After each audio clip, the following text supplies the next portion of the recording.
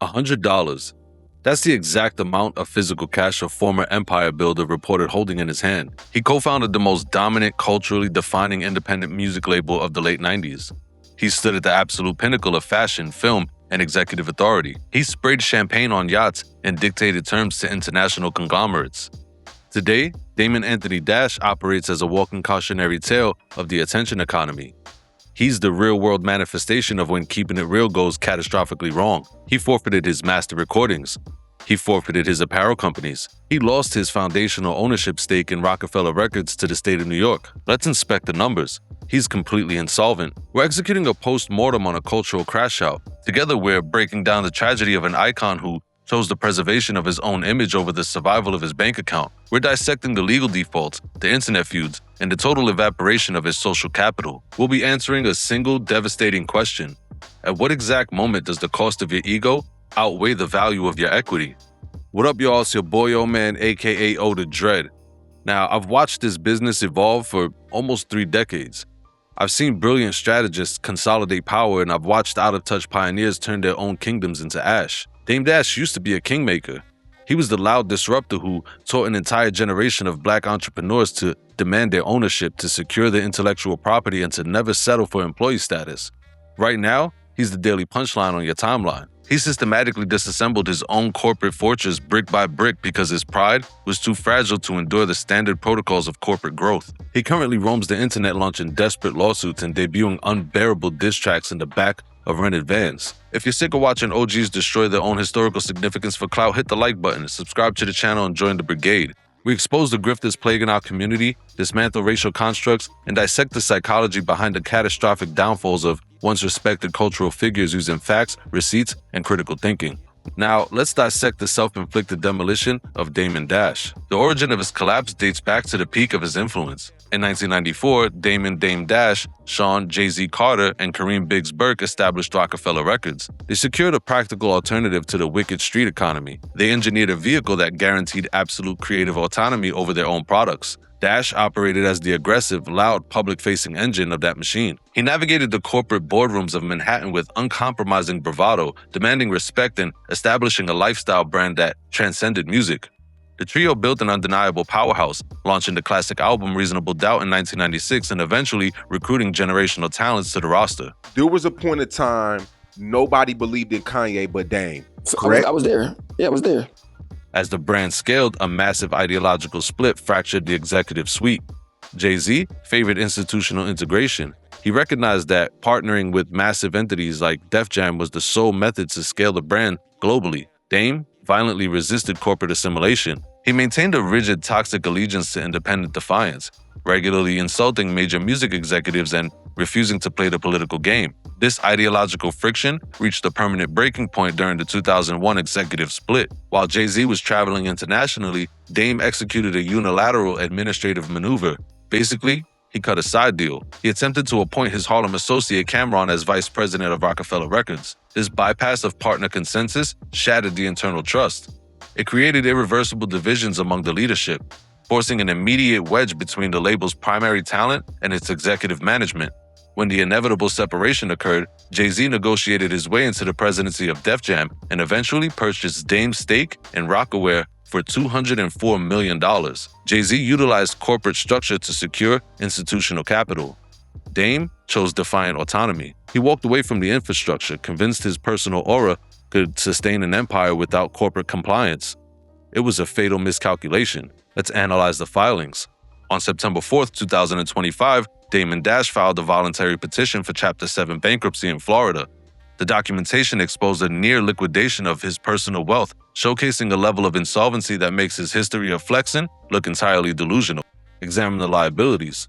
$25.3 million in total debt. He owes $19.1 million to the tax authorities of California, New York, and New Jersey. He's in arrears over $648,000 in domestic support obligations to Rachel Roy, Sidney Morales, and Linda Williams. He faces millions in outstanding creditor judgments.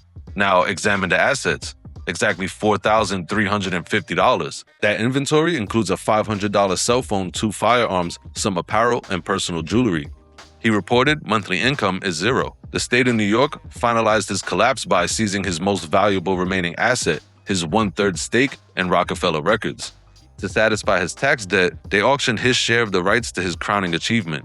During the auction, Jay-Z strategically depressed the asset's value by publicly asserting that the copyrights automatically revert to him in 2031. Municipal attorneys fought back, arguing those claims were legally inaccurate and designed to scare off private equity. The legal ambiguity spanned 67 years, with the city claiming the label retains the copyright until 2098. Because of this massive uncertainty, private bidders refused to touch the asset.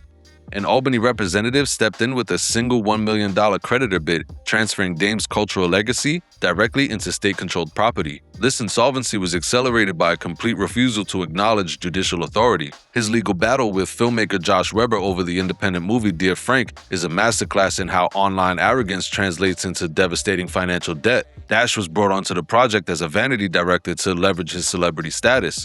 Court testimonies revealed his physical contributions on set were minimal, plagued by allegations of intoxication and belligerence. After the production team removed him, Dash launched a hostile social media campaign, insulting the producers and accusing the team of withholding payments from a child actor. Under the statute of frauds, Dash's verbal claims to perpetual royalties were ruled legally unenforceable.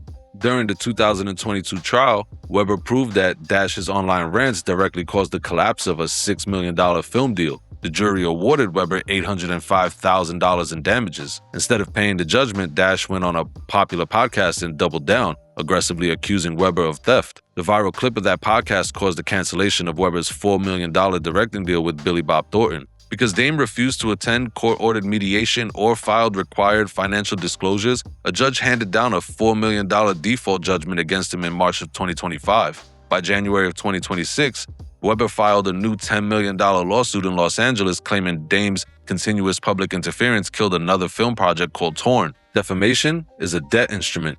Dash converted his own vocal cords into a financial liability. The financial ruin is tragic, but his desperation for cultural relevance is physically painful to watch. As his resources evaporated, Dash attempted to leverage the sacred legacy of his late partner Aaliyah to validate his new rock artist, Licky. He publicly branded her as the white lesbian version of Aaliyah, claiming she possessed the exact same spirit and talent. This is the commodification of nostalgia at its absolute lowest frequency. It's a cynical attempt to transfer unearned cultural weight to a new signee, resulting in an immediate marketing failure that alienated his remaining supporters. His childhood friendships have suffered the exact same degradation. His feud with Cameron has devolved into a public spectacle of physical and financial vulnerability. After that 2024 live stream where Dash's dental implants fell out, Cameron launched a targeted campaign of public mockery. He released a track mocking Dame's teeth, accompanied by a social media challenge offering cash prizes for imitations of Dash's movements. Even Jay-Z joined in with his now famous Roots Picnic freestyle about teeth tumbling out of mouths. Another one fumbled his, wonder how I get the blame. Niggas' teeth is tumbling out they mouth and somehow I'm the one who done it. In response, Dash and Licky released a struggle diss track called Cheap Teeth. Filmed in the back of a van, Dame sang hooks about his former partner having cinnamon doodle breath. Y'all breast stay crew, breast stay crew, breast stay crew. Matter of fact, all y'all breast stay too. Cameron publicly dismissed the track as secondhand embarrassment, comparing Dame's current state to a psychological horror movie. Dame's attempts at a truce were openly rejected by 50 Cent. His $300 million defamation lawsuit against Cameron was dismissed by his peers as a fake, AI-generated legal threat. He isolated himself from every powerful ally he's ever possessed. Dame Dash is the tragic casualty of his own performative pathology. To wrap our heads around why he's been excluded from the industry he helped construct, we have to examine the reality of corporate spaces. Sociologist W.E.B. Du Bois defined double consciousness as the exhausting psychological burden of constantly viewing oneself through the eyes of a dominant, hostile culture. Modern analysts like author and poet Raven Crass illuminate how corporate environments routinely police the tone of Black professionals, deliberately misinterpreting directness as aggression. These institutions prioritize white emotional comfort over systemic equity, silencing marginalized voices to maintain a comfortable status quo for the dominant group. But Damon Dash took that legitimate systemic barrier and turned it into a personal self-destruct mission. He weaponized the concept of keeping it real to justify administrative negligence. He became the real-world manifestation of the Vernon archetype from the Chappelle Show skit.